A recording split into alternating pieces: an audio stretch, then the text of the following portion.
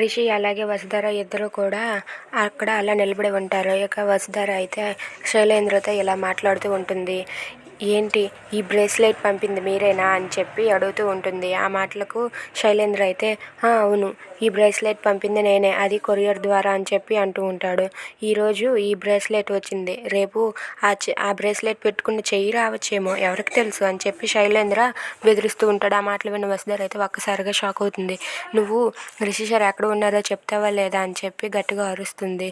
రిషి ఎక్కడ ఉన్నాడో తెలియాలంటే నాకు ఆ ఎండి సీట్ కావాలని చెప్పి అంటూ ఉంటాడు. నీకు సిగ్గుగా లేదా, అతన్ని దాచిపెట్టి అతని సీట్ కావాలని కోరుతున్నావని చెప్పి వసుధర అరుస్తుంది.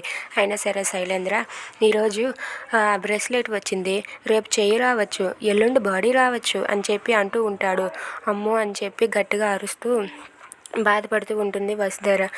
ఇక ఆ బాడీ రావడమే లేటు, రేపు ఆ బాడీయే వస్తుందని చెప్పి అంటూ ఉంటాడు. ఆ మాటలకు వసుధర అయితే ఒక్కసారిగా షాక్ అయ్యి ఆ శైలేంద్ర దగ్గరకు వెళ్ళి కాలర్ పట్టుకొని, ఏయ్ నువ్వు రిషి సార్ ఎక్కడ ఉన్నారో చెప్తావా చెప్పవా అంటూ గట్టిగా అరుస్తూ ఉంటుంది. If you like this video please like, share and subscribe. Thanks for watching.